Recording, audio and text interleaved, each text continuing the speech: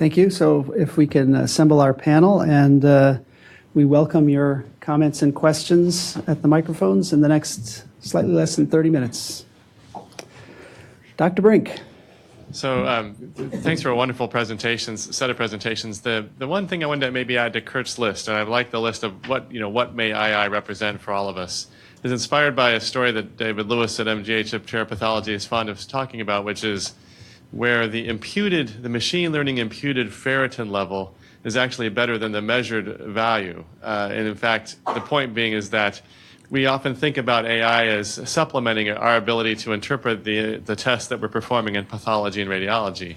But what if it actually just makes them obsolete? And so an example that might be in imaging might be, imagine a machine learning applied to the medical record that can predict the degree of renal artery stenosis for renovascular hypertension with an accuracy that is at or better than what we might measure with ultrasound, for example, thus obviating the need to do the scan in the first place. So whether it be our tests in pathology or radiology, I think we also have to keep in mind the idea that we could leverage machine learning to actually just obviate the need for the test in the first place. Comments? Michael? Amy, I have a question to your left. Just before that, Michael Bisich, do you have a response to Jim? Yeah, so, this is something I've been criticized about. You've got this marching machine men and algorithms that are going to kill the practice of pathology. And all I can say is not anytime soon. The number of diagnostic tests being interpreted by pathologists continue to bloom. I do think that pathology and radiology have got to kind of get out of the basements when they get stuck there or their dark reading rooms and get involved in the care pathway. The work that Mary Zuter is doing is absolutely instrumental for the practice, our practices going forward, to be part of the care team, because I don't know what you're seeing, but I get called more often to help guide people, clinicians, their patients, and folks through that, even though I don't practice pathology anymore, just because of the depth of tools at my fingertips to answer their critical questions in real time with a voice. So, how many people like those foreign call centers? And I just wanted to add... You've got to provide service. It's all to service. You can even feel it in the economy today. People are going back to actually humans working together to common purpose to take care of one another.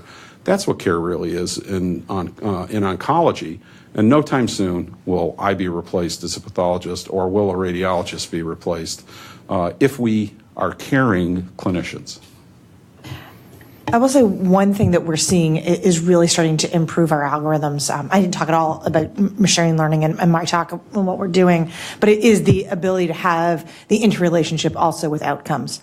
Because as soon as you're able to now understand exactly what happened to that patient across time and pull that back to the diagnostic image or to the test, actually, it starts to also improve a lot of our work around evaluating both the test as well as the ability to understand images, for example, with machine learning algorithms. So that's the one thing that's really made a big difference.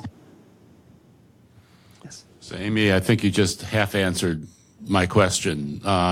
So you gave a beautiful description of radiologic ambiguity and, different input in the EHR about what was going on. And for those of us who practice, that happens with unfortunate regularity. But 2 months later, after, things play out, you now really understand what the images 2 months before actually meant. So that's sort of one issue and how you're factoring that out. And I think you were just starting to answer that. The second is, as you get larger data sets, does that ambiguity become less important? And one of our colleagues said, more data is better than better data. And do these sort of, holes in the data, if you will, or uncertainties in the data become less important with just a mass of data that you can use to do your analysis?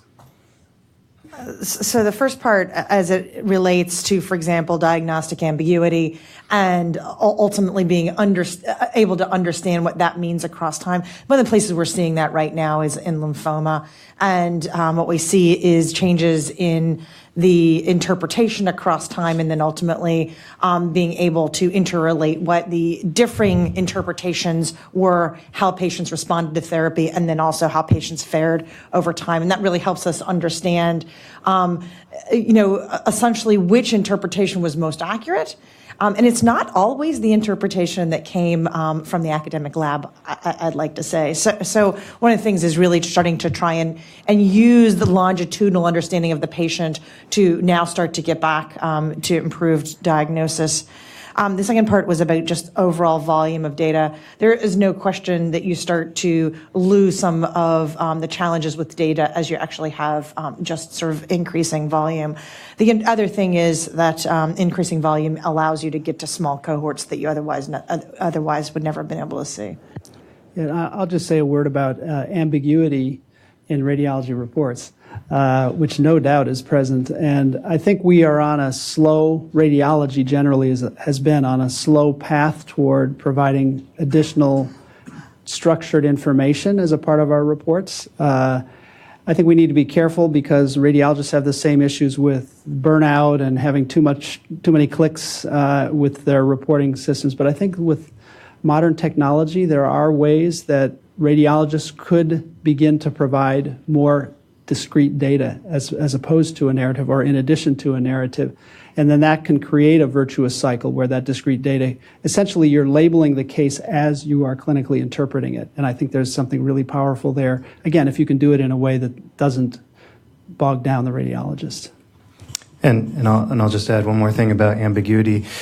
I have a sneaking suspicion that ambiguity is actually a feature that could be used to train a machine learner, for example, and it's not usually treated that way. But in the most extreme, a chart war could actually slow down the treatment of a patient. I think we've all seen that. But I think it's more than that. I think there are probably fundamental differences between your lymphoma patient who waffles between two morphologies and another one who's more cut and dry. And the nice thing about machine learning is that you can try using that as a feature and see if it improves your predictor. 100%.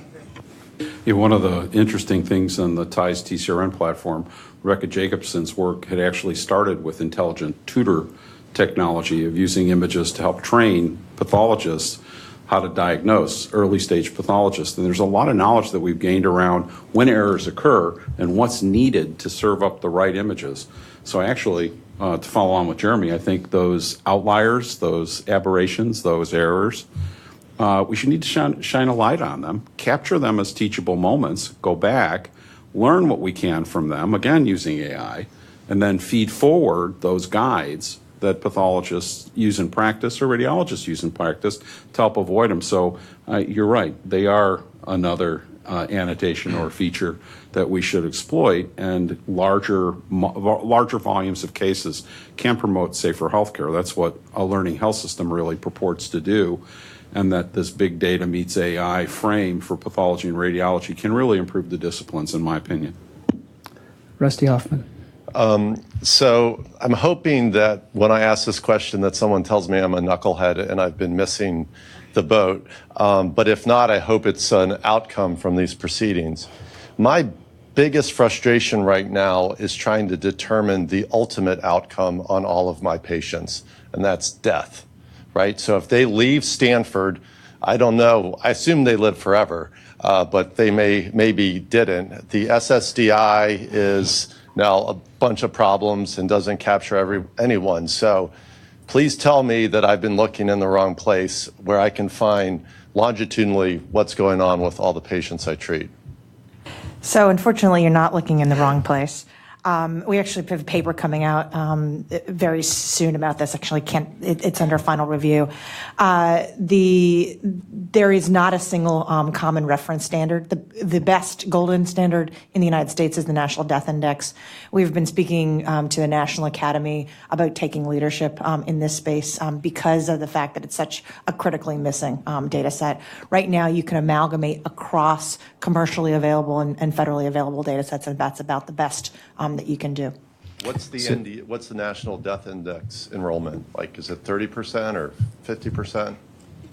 The NDI is purported to represent 100% across states as they come through, although in our data, it's running with a sensitivity and specificity that shows that they're missing somewhere around, I would say somewhere around 0.08% of cases.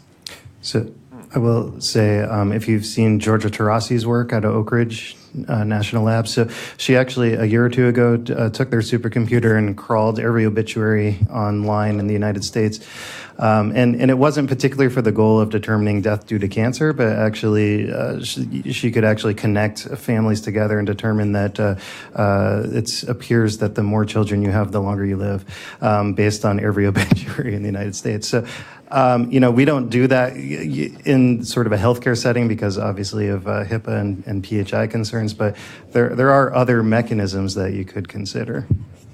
So I have a question I've always posed to our learned researchers, clinicians, patient advocates in cancer. So what is the one really successful information system in all of healthcare that has a standard that's updated every 6 months, that has pathologists, oncologists, patient advocates, surgeons, radiologists all around the table endorsing it as a standard and is pretty uniformly implemented across the country? What information system? VA. And it ain't Epic, and it ain't Cerner. VA. Anybody know? VA. Not VIA. VIA's a pathway. But that came from Pittsburgh, by the way. No, VA. Oh, VA. Oh, the VA medical system. I thought you said VIA. No. Although it's a shame that the VA is moving away from Vista, and Vista never scaled. Cancer Registry. Cancer Registry has all of those characteristics. It's the only thing in all of healthcare. So when we talk about MACRA and reported outcomes, we have a system. Now, the sad thing about cancer registries is if you don't leverage them at your own institution, you're missing an extremely valuable partner because they're required for certain types of accreditation, and they record outcomes, and they record death, and they should track patients longitudinally, and because we all kind of think of them as a cost center and a compliance regulatory thing instead of a research source, they're very non-uniformly implemented across the country. But if there ever was something a group of cancer-oriented people should do, is they should take these dedicated professionals and stand them up as the only real outcomes registry in all of healthcare that's there, as commercial vendors that provide it, and put it to scale. And we were fortunate at Pittsburgh. We have Sharon Winters leading our network cancer registry across our hospitals, and we're only about 80% of the way there with what I'd like to see from the registry. But it's really good data, and TIES and TCRN has a link. We get all of our outcomes data and death index from our registry partners, and it's a great research source. It's a great compliance source, and when you feed your data up to SEER, you're doing something good for the country too. So SEER and Cancer Registry are things that we all got to do better with. Yeah, just one comment on Cancer Registry, which we use extensively for a lot of the outcomes data we do at Intermountain. And we spend a lot of energy and time making sure the Cancer Registry performs well. The Cancer Registry still has a deficiency for longitudinal follow-up once the patient leaves the healthcare system. That continues to be a challenge, and that needs to be done manually and is difficult sometimes to get good, accurate, long-term information. So, Dr. Friedberg. So speaking as a pathologist who's interacted with radiologists for many years, one thing we both need to do is understand each other's business at a deeper level. I think pathologists and radiologists need to understand each other before we start trying to get the clinicians to understand how we fit in. There are a number of unique variables that are very concerning to pathologists that don't really register with non-pathologists until they become to we're at the table. For example, pre-analytic variables. How the specimen is actually handled before it comes to the pathology laboratory can make a tremendous difference absolutely 100% difference in the assay result. HER2 is a perfect example. The problem with PD-L1, that testing, well, it depends on the drug you're going for. The assays are different. We do not yet have the standardization the same way we have for some of the other things, because all the pre-analytic variables can change the answer, and that just gives more noise into the system. There's a whole thing on NPR just the end in December about pre-analytical variables and the problems of the quality of the specimen that's going to cloud the future for precision medicine. The other variable that out there is the quality of the database. If you talk about an algorithm that creates a result by comparing something to a database, it's functionally the same as a reagent in an assay. Yet we have, those of us in the laboratory know that there are 15 different types of water, and only the right type of water will give you the right answer. You have to have the right type of database to get the right answer. So the more that we understand about each other's role in the system, the more clinicians understand how the pathologists and radiologists actually generate their information, what information they are actually generating, the more we're going to be able to make some changes here. And one other point, just to give you guys a little concern, I would be very, very hesitant on relying upon death certificate data. If you look at who actually fills out the death certificates across the country and how many of those people actually know what they're doing, you will suddenly realize that most death certificate data tells you the patient's dead and not much else. And I would add to your first point, I think radiologists have a similar issue, which is what scanner sequences are obtained. The protocol, imaging protocol, particularly for CT and MR, but other imaging as well, can really determine what kind of information you can get out of those scans after the fact.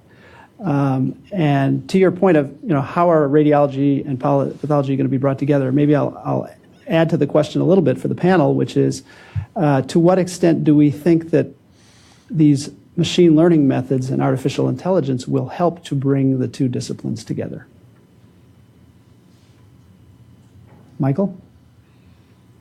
One of the kind of eye-opening moments in my career happened recently to me, and that's realizing that, for many years as a pathologist, I was very focused on taking the biologic, the human biospecimen, and feed forward it to the research community through biobanking, and spent a lot of my career focused on the biospecimen as the central piece of data. To get patients alive and in the laboratories of researchers was a real focus. And then, especially with the advent of imaging and actually watching how powerful radiology is and how absolutely important it is for so much of what we do in care today.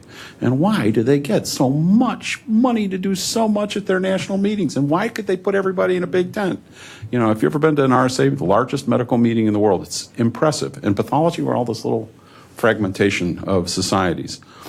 But I then realized that if we really want to get to scale, that probably tackling the image sharing problem would be kind of maybe the Rosetta Stone for opening up a dialogue. Because, there's problems. We have errors in both of our reports. We have issues that are out there. But guess what? The images don't lie. They may be, each scanner may be a little bit different, but the image captured is where the patient is that point in time.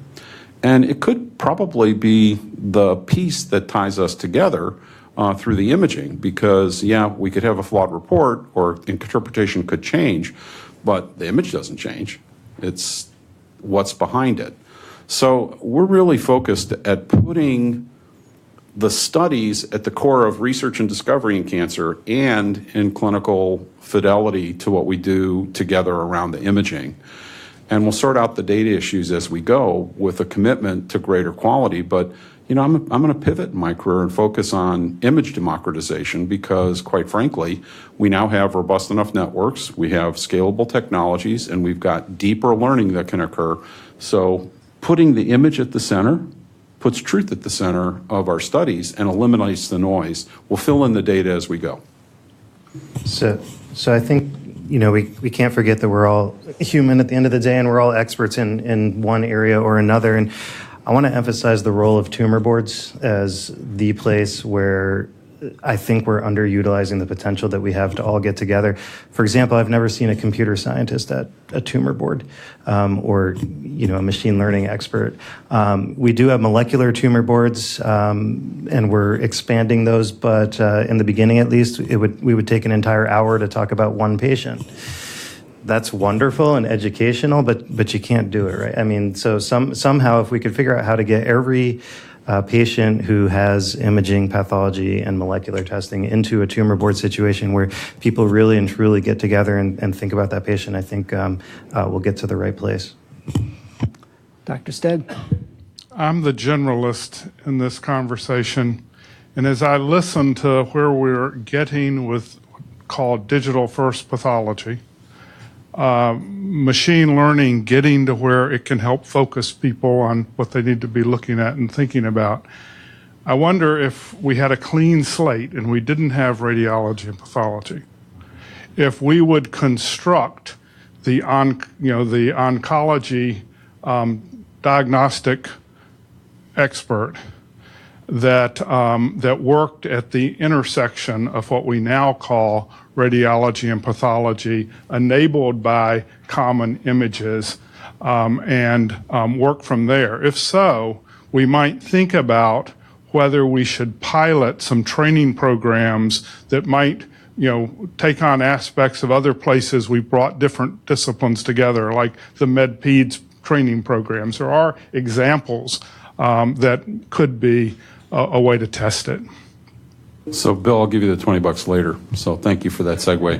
I really think one of the pieces of magic that I'm going to be pushing SIM to do, the Society for Imaging, Informatics, and Medicine, is to create a tweener set of training opportunities. A combined kind of T32 postdoctoral or even research training where they have to do both disciplines. Because it's only by setting kind of a bit of a fire in the next generation of diagnosticians, pathologists, and radiologists, and having appreciation for one another that we can get there. So what's really happening is, we're getting to mesoscopic imaging. Pathologists are micro, radiologists are macro, and they're both headed into that bigger space. Whole slide images is moving into the mesoscopic space. Molecular imaging probes are taking us to that mesoscopic space. So we need those mesoscopic fellows. I don't know what we'll call them yet, but I really think we got to start the evolution, revolution through an evolution in trainees. And it's one of the other things I want to see our NLM training programs also as a platform to get started right away. So you're absolutely right. If we were to start over today, I think we would start in the middle and just scale to both areas. Now, Yale, interestingly, about a decade ago, was going to put together a diagnostic imaging program, and unfortunately it didn't catch hold.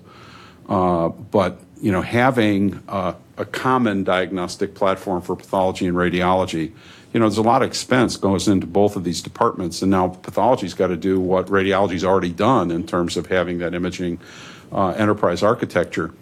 So there's actually a driver in health IT too, to essentially take leadership like you, Bill, with your spot and say, okay, we're only going to have one architecture.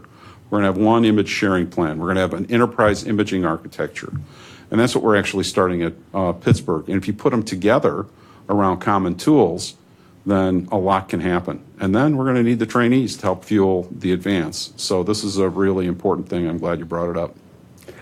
All right, Chris, one last question or comment. Great. Thank you. Kurt, wonderful job in the presentations. I have a brief comment and then a question. So the comment is I echo the need to tie all of these activities with the state cancer registries. Our CDC makes a very big investment in our state cancer registries, and so do our state governments. And they are in the business of data collation and also disbursement, but they have a lot of vulnerabilities. I did a study a few years ago where I designed a weak labeling method to look at ePath reports and then compare that to the abstracted reports in state registries. And there is a gross underreporting of cancer when you actually when you use informatics.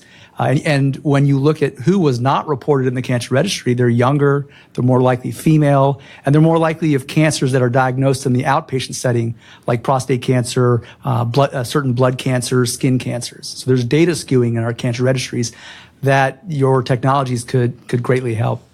The question that I have is, since we're in a policy forum, is what changes need to be made to our healthcare financing in order to spur these technologies in pathology and radiology? For example, we have a very procedure based reimbursement. So if you're doing next-gen sequencing, that's where the computational oncology is going there, or in radiology. Does there need to be a new CPT code for informatics? Can you just speculate on what needs to be changed? I got the three. Number one, reimbursement for integrated pathology and radiology reports. Integrated patient-centric reports in pathology and radiology alone if we can't get it together. So an integrated diagnostic report and pay systems to produce them. Make them patient-centric and disease-centric, number one. Number two, get rid of the way we fund residents in academic health systems in the country, because people fight to get the funding so they have their indentured servitude residents and fellows that are paid for by CMMS. So we compete to have numbers of trainee slots. And then take the cap off, our pathology and radiology colleagues need to take the cap off of the year commitment. We've talked about these innovative training methods that are out there. What if we'll stick to 3 years for an AP only or a CP only trained pathologist, but once they finished with all the required elements, slap them into these cognitive disciplines like, combined training in pathology and radiology imaging, and fill the other 3 years with them to do it. So there's 3 steps from a policy standpoint that we all should drive: reimbursement, training frameworks, and the way we report to patients. I'll just add one thing to that, which is that when the policy drives reimbursement to, for example, have combined reports, the tech industry will build the solutions to go along with making that happen. What we've seen over and over again is, for example, electronic health record companies will build solutions into the EHR systems when it goes along with what clinicians and health systems demand and need. And one of the examples that I'm seeing right now is the automatic builder of essentially radiology and pathology viewing into the EHRs, which means then those data as images are available for all of the other secondary data sets.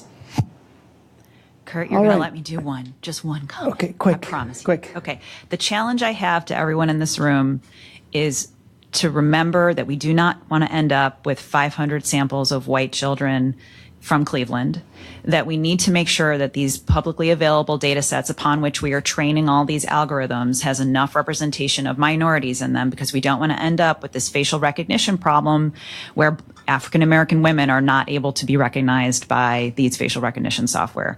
So I guarantee you there are anatomical differences amongst races in our pathology images and radiology images that we just need to make sure that we lift everyone up in this process and that we're not training against only a certain subset of our population. And we need to make that intentional. And that's the challenge I'll give to everyone. That's a great point to end on. We need standards for our training data sets as well for these models. Thank you all for your questions. Thank you, speakers, for your stimulating presentations today. Thanks all for being here.